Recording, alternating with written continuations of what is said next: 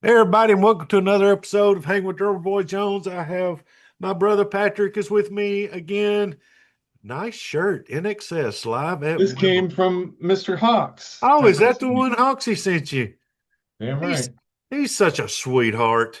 As Janie Lane would say, he's so purty. He's so pretty. Oh, we're going to go and we're going to do a little dive into Van Halen's ballads next. Hanging with drummer boy Jones.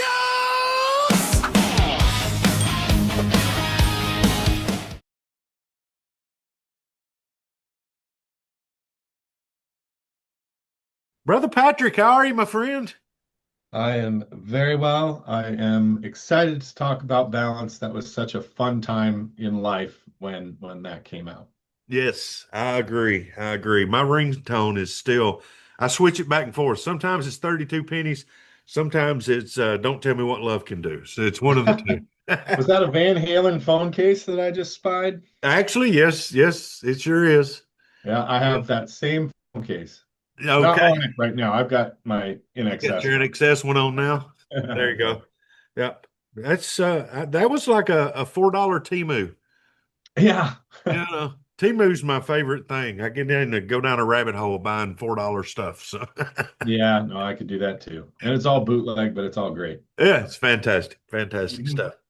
Yeah, so 1995's Balance. This one It was a long was, wait, yeah, it was a long wait. you Uh, know.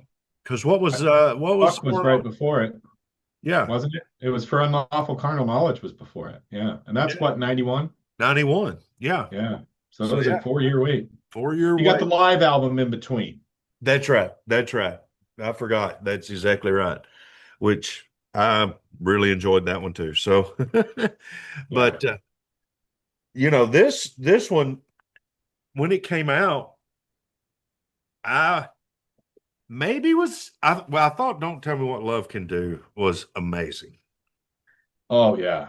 I remember the very first time I heard the bum bum bum bum bum bum bum bum bum bum bum bum, and I thought, oh, because I heard it on the radio before I ever saw the video. Yeah, And I remember reading the Metal Edge track by track because it came out before the album actually came out. And it said it was the first single, and it was probably the heaviest song Van Halen had put out to date. yeah, And I thought, wow, you figure the things that had come out in the previous years. You had the Black Album by Metallica. You had Nirvana and all that stuff had come out. So when I started hearing Van Halen's putting out the heaviest song they've ever put out, oh, is it going to be chasing trends or is it going to be, what's it going to be? yeah.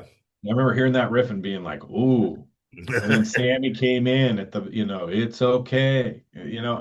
Wow. I'm in. It was great. It was Yeah, fantastic. yeah. I'm the same way, man. I was the exact same way. But when I got the record, there was some on it. I was just like, I don't know. I don't know yet. So this one is one of the first Van Halen records that it took a while. It had to grow on me. Mhm. There was some, like I said, there's things on there that stood off right off the bat, and it's like, holy shit, this is great. But like Amsterdam, Big Fat Money, some of the other things, it just took a while. It just took a while to grow on me. I bought that record not on release day, but within like days of it. And I remember, all I knew up to that point was Don't Tell Me because it was on the radio and it was on the radio a lot, which was kind of surprising. Yeah, And I look back now here 30 some odd years later and I go, it was surprising. Well, it probably shouldn't have been surprising because this is a band that at that point, who else from their age group was still always a big deal when they came out? Well, Aerosmith, because Get a Grip had come out, yeah, and that was massive. that's right. But outside of Get a Grip, the Eagles and their Hell Freezes Over stuff, Yeah, there wasn't some legacy band from all the way back in the day that when they put something out, it still topped the charts. yeah, So I guess I say, 30 years later, looking back, it shouldn't have been surprising because Van Halen had always been a hit. Yeah. But at the time, I remember because our music was it was in such a the basement of popularity at that point. I remember thinking, "Oh boy, is this going to be the first Van Halen record to tank?" Nope. Right, right. It was came out number one, And, like it should. and it's But I sort of, remember go I ahead. remember getting it. I did not like the album cover. Yeah, it's weird, isn't it? It was weird, but I guess for the time it kind of had to be weird, Yeah, and I loved the first single, and then I bought that record, I put it on, and I heard Seventh Seal, and I went, "Oh my God, incredible song!" yeah, Just smoke and Sammy Hagar never sounded cooler than on that, you yeah. know? Yes, it scared me because here we are talking about image and stuff, but I seen a picture and I was like, oh shit, Eddie's cut his hair off, Sammy's cut his hair off, and Oh, right, right. I was sort of the same way like you was. It's like, oh no, are they going to start chasing trends? But But he made his hair blonde, and yeah, put the blonde tips in it, and oh yeah, yeah, yeah. yeah, and but no, that it is a dark record, and I think Sammy has been on interviews talking about how this practically broke the band up, right? I mean, it New was a dark management. time. Yeah, they had new management. That Sammy was not a fan of. They were not getting along. It was a tough album to record.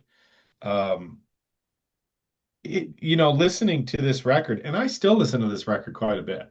Yeah, When I reach for Sammy era Van Halen, I usually go right to 5150. That's my record. yeah, But this would be the next one. And it only, honestly, since I met you, I've given OU812 a lot more playtime because I know you like that record. yeah, yeah, But this one is probably the one I go to the second most.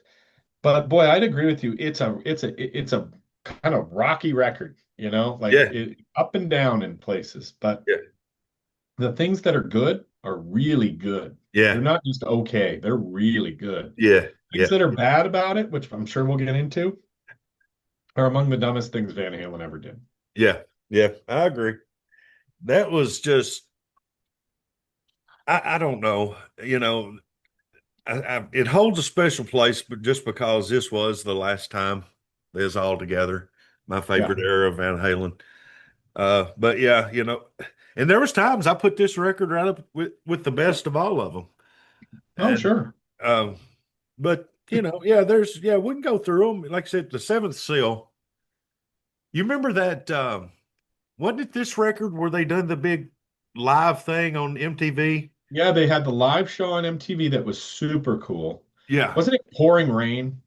yeah. And was it Yeah. John Stewart or something introduced them? I think. Yeah. And I remember it was Eddie had like the magenta kind of like shirt where he'd cut the sleeves off. Yeah, And it was like almost like a magenta denim, and he cut the sleeves off, and he had the short hair, and Sammy's running around like a maniac, like he always was with that. And I remember hearing Seventh Son on that. I mean, it's just it's such a great opener because it's got, like you turn it on, it's got like the yeah. thing That going on, and chant thing. Yeah, then just that riff comes in, and it's smoking riff, and I remember hearing that and being like, oh yeah, this is Van Halen. They're back. There's no doubt. This is great. yeah. Such a powerful song too. Oh, it is. It is. And Alex is one of those drummers. If you just listen to drums, he's all over the place in a beautiful way. If that Mhm. makes any sense, he's not your standard just whatever. And but yeah, it's just he's amazing. And then it goes into "Can't Stop Loving You," which to me would be the closest thing that would fall back to OU812, something like that. We did a video, and Jones, you may want to cover your ears because we did a video on Guru's channel back in like February or March about the cringiest songs. Can't Stop Loving You for me is kind of a cringy song. I call it dentist office music It did because it. because when you're sitting down in that chair and you're nervous because they're going to do a root canal. Sometimes they got that, adult contemporary playing on it, and I can't stop loving you. Oh, it's that or it's grocery store rock. Grocery store. Okay. When oh, hey, can you pick up some eggs on the way home? And you run in there and can't stop loving you is the music. Like it just, to me, that was the most, it couldn't have been worse placed on the record, in my opinion, because you have the biggest ball busting song in Right. Seventh Seal. And then you go right into Can't Stop Loving You, which is as adult contemporary Van Halen as it ever got. Yeah. Yeah. That It makes was sense. made for the soccer mom, That's while yeah. she's at work, to hear it and be like, oh, I like Van Halen. I really like that Can't Stop Loving You song. Mom and dad could buy Van Halen and enjoy it together. Well, I'm 2 inches away from being a soccer mom, so I sort of enjoyed it. Right? Oh man. But no, yeah, I mean it is. It is definitely the most popish A&R, Top 40 song you could top get. 40. Yeah, yeah. And then it goes right into Don't Tell Me What Love Can Do. Whew. Still Oh, to this day, among the finest Van Halen songs. yes. Go back just a second because all right, so their manager died, right? Yes. And that was Ed Leffler, right? Hmm. All right. So when on Can't Stop Loving You, I've never done a deep dive, and I know you probably know this. In the song, Sammy goes, "Hey Ray, what you said is true." Who is Ray? Don't know. I really This, don't know. at first, I thought, well, maybe that was the manager, and I was like, no, Ed Leffler was the manager that Yeah, died. and So, and that I don't know. And boy, that would be interesting if to know if that was him, Ray yeah, Van. You know, yeah. So I don't know. Some all of the people that watch, I know you got some big Van Halen guys out there. Tell us who Ray was in that. But yeah, right? so going on to Don't Tell, yeah, that song still one of the best, like you said, one of the best Van Halen songs ever. Video was cool. Yeah, Um, you know, I think didn't I mean all of the videos that they did for this record had that mid to late 90s look where it was like almost like the bright lights with the bleached out color. yeah, And I remember watching that Don't Tell Me What Love Can Do video. This, what else is interesting about this, Jonesy, is if you watched a lot of MTV in the mid to late 90s when our music was falling out of favor, this was one of the first ones. This and Always by Bon Jovi, which preceded this by a year, yeah. were kind of the first hair metal hard rock acts to cross over from MTV to being played nonstop on VH1, VH1. Yeah. which predominantly in the early 90s, VH1 was Michael Bolton, Sting, Yeah. Whitney Houston, Mariah Carey, all the real kind of soft pop stuff. Yes. And now Van Halen's moving over there, Bon Jovi's moving over there, and taking over. But the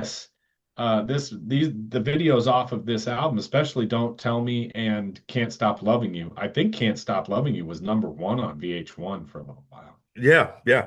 And and then they started doing the behind the musics, and VH1 for me, overtook MTV because Right, all of our stuff was now on that. right, They right. started doing the Rock of Love and the Mhm. all you know what I'm saying, but all of Right.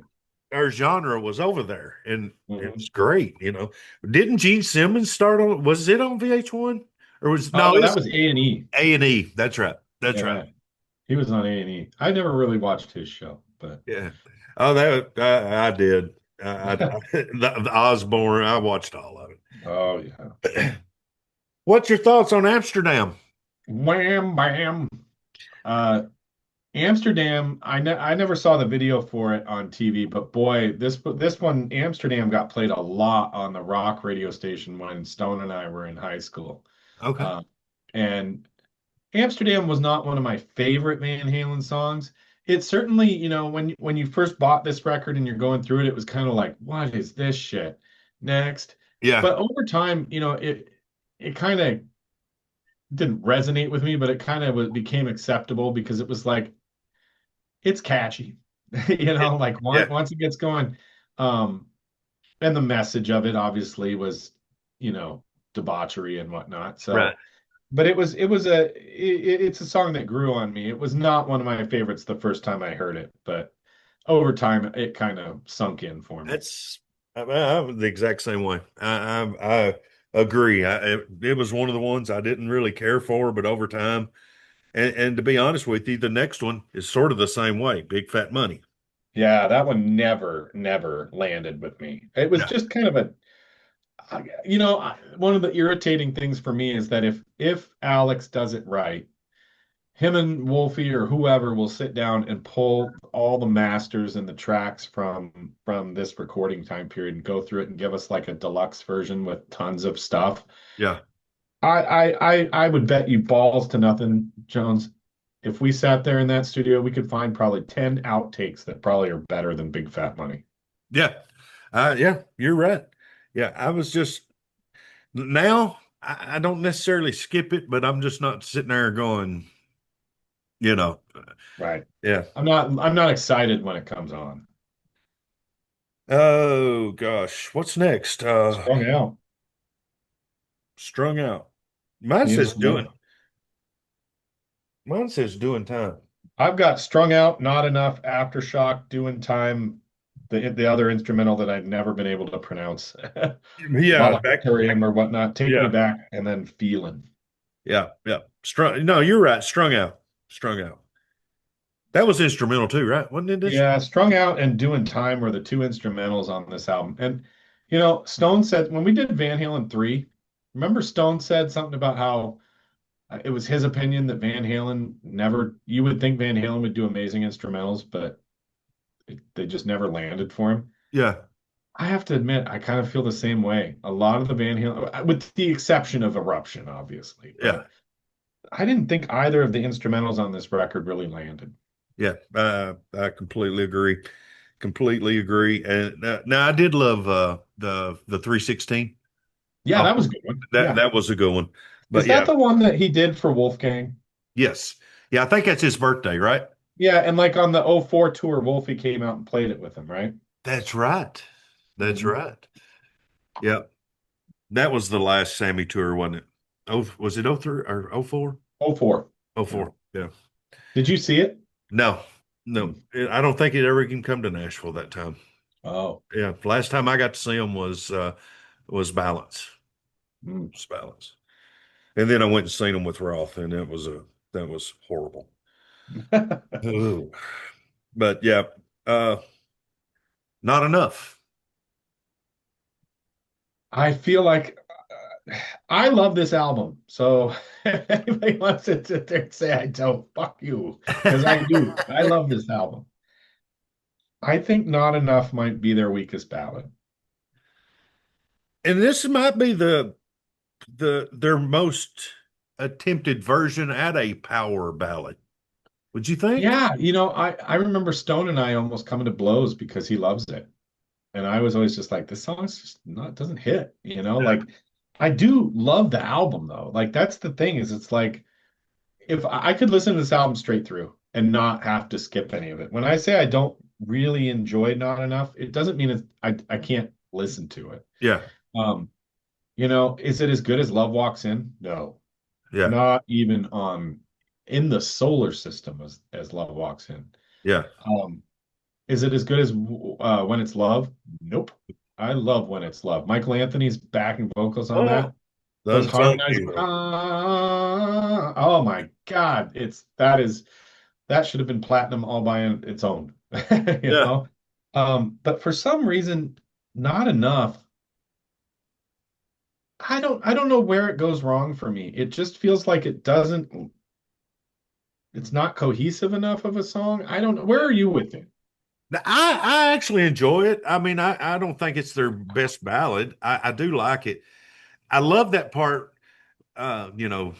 when it goes into the chorus, that dun dun dun dun, I really like that, and I love Sammy's vocals on it. Sammy can just fucking, just He could I can sing the feel the phone book good. power. Yeah, Yeah. I can feel the power in it. So yeah, no, I like it. It's not my favorite ballad they've ever done, but I do like it. Yeah. Oh, Aftershock. Aftershock, yeah. Aftershock was okay.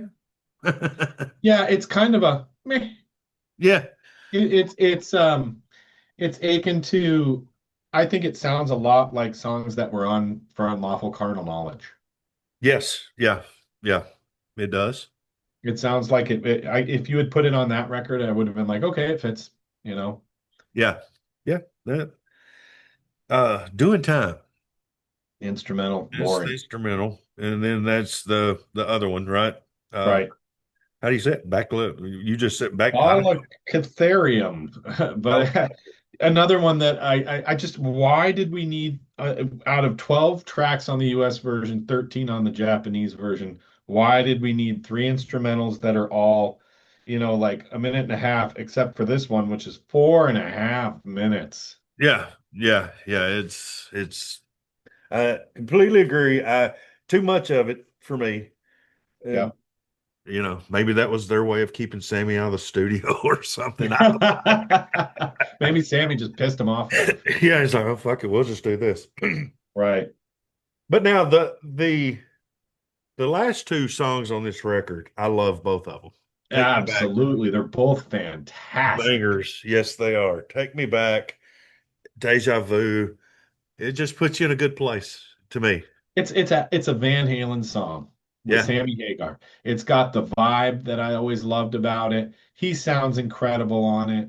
Um, I adored that song, and it was kind of like when you were going through this record the first few times, and you're going through, and you're like, from track five, Big Fat Money, all the way to Take Me Back. You're kind of like, uh-oh, what happened? yeah, we're And again, I love this record. I really do. So I'm not shitting on it, but it took it. We went from 100 miles an hour down to about 40 yeah, in a 65 mile an hour, speed limit. yeah, right. And you're kind of trying to get somewhere, and it's going, why is this not kicking? But then you get Take Me Back and Feeling back to back, and it felt like we got over 100 again, and it Yeah, was just, this is the Van Halen that I wanted on this record, and it's that song makes up for some of it, yeah, yeah, yeah. I mean, I honestly, I'm sitting there thinking about it and got cold chills. I was like, Oh, man, it's a that's great song. such a great song.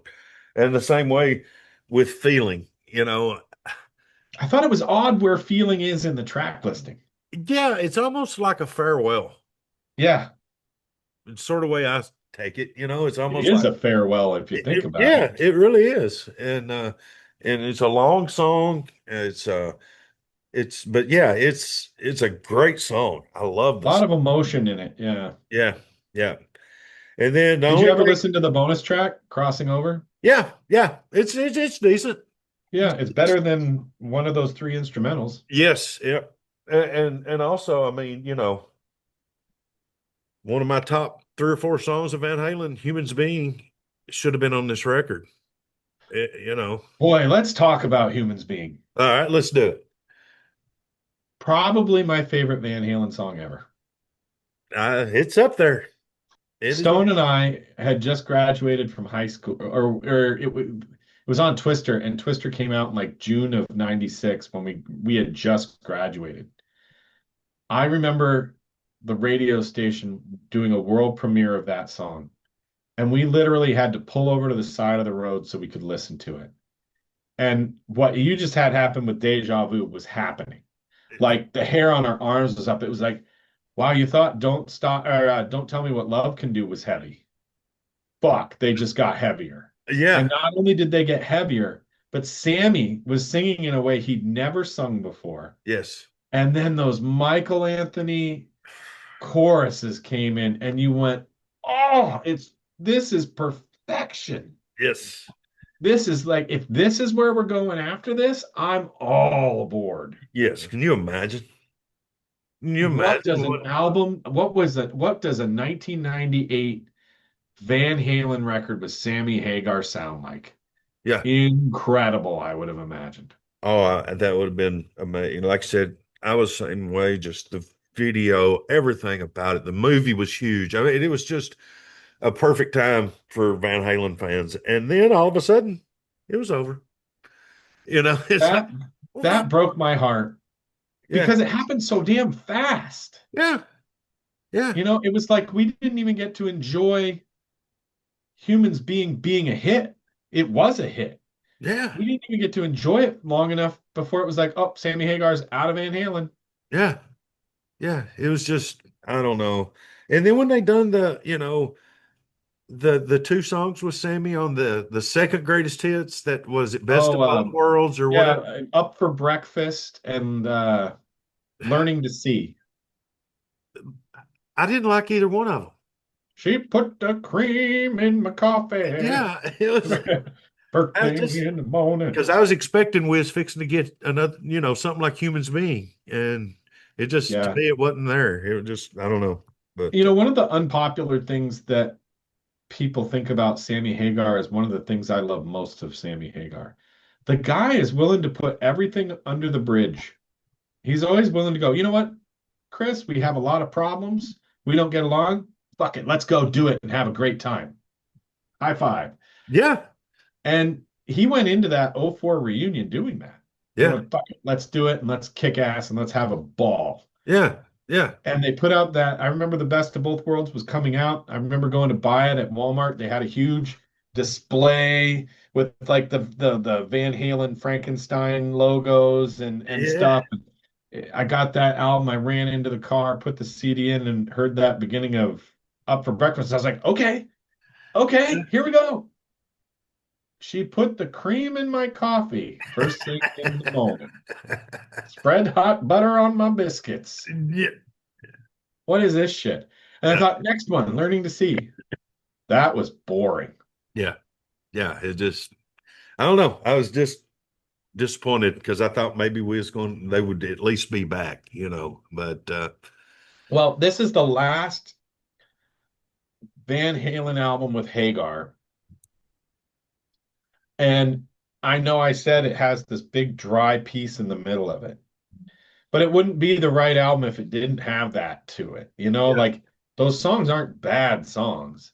yeah, It's just when you start off going 100 miles an hour and you end going 100 miles an hour, but you take a big giant turd in the middle. yeah, yeah, It kind of it's the songs that are so good on it though. If we were making our ultimate Van Halen or Van Hagar mixtape, yeah, it would be for me, it would be 90% 5150 and balance with about two or three songs mixed in from OU812 and fuck.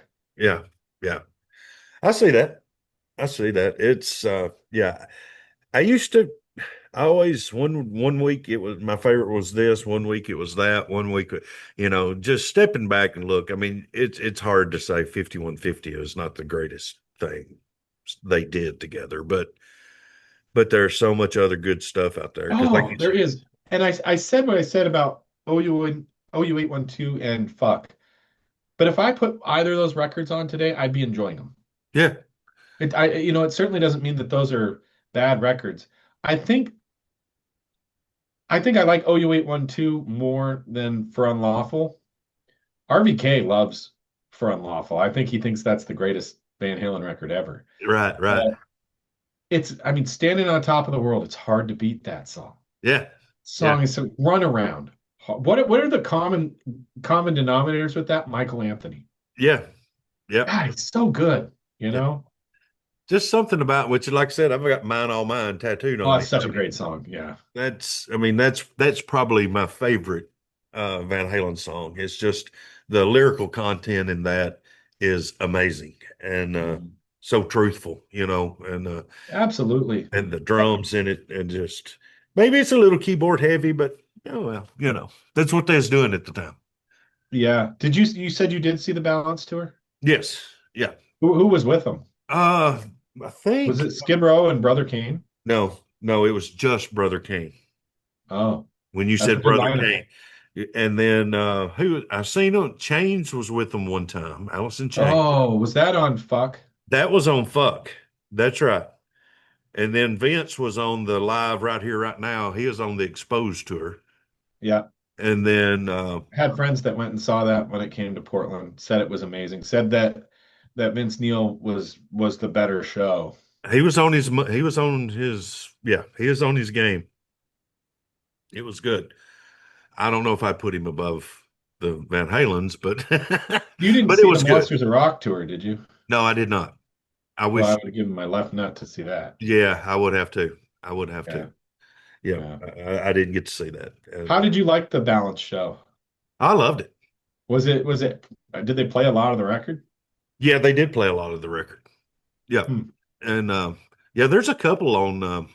There was, I think, another one from Canada that was a pay-per-view, Yes.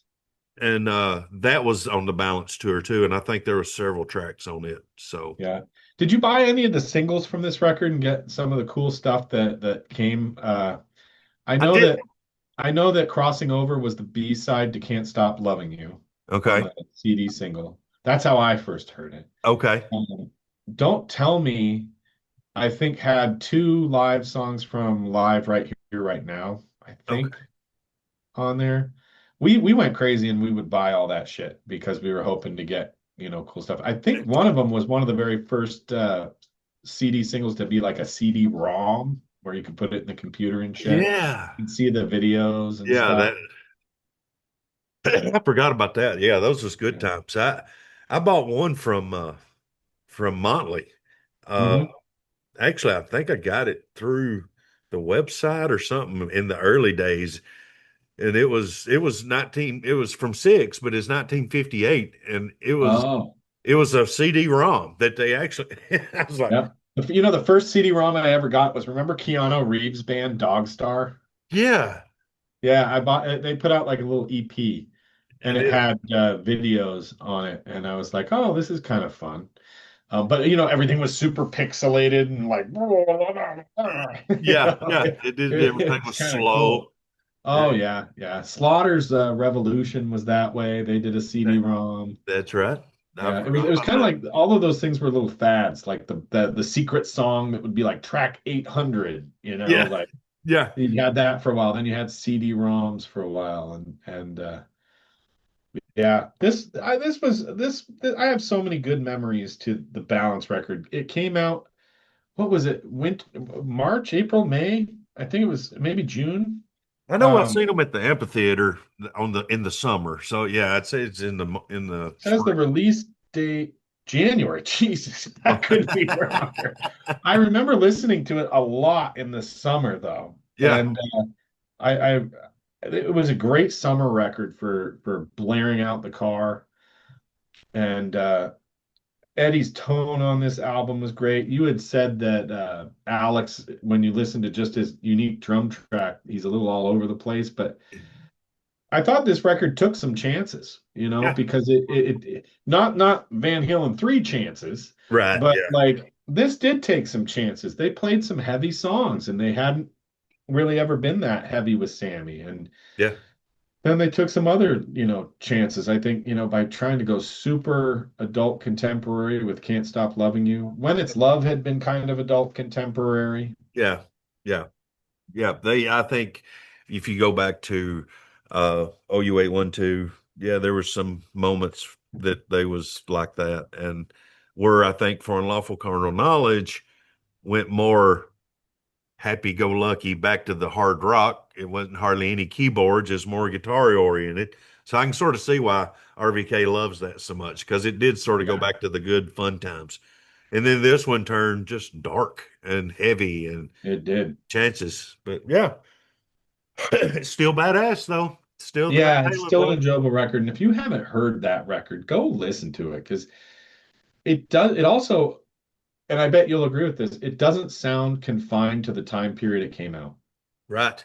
It's not like ultraphobic. You put on ultraphobic, it's the 90s. It's the Yeah. mid early 90s. Yeah. You put on this, it sounds as fresh. If they were all still together and alive now and put that out, you'd be like, "Oh, this makes sense."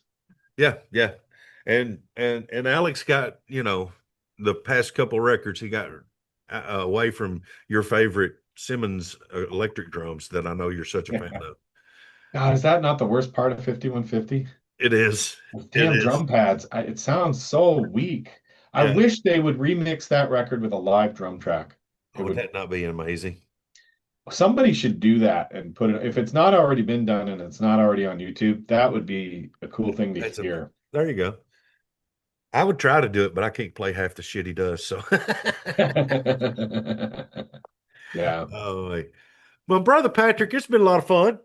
A lot of fun, my friend. And everyone, be nice to one another, love one another, don't be a dick.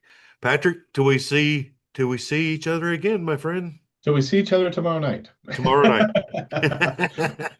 Have a good one. All right, see you, man. Peace. Bye. Bye.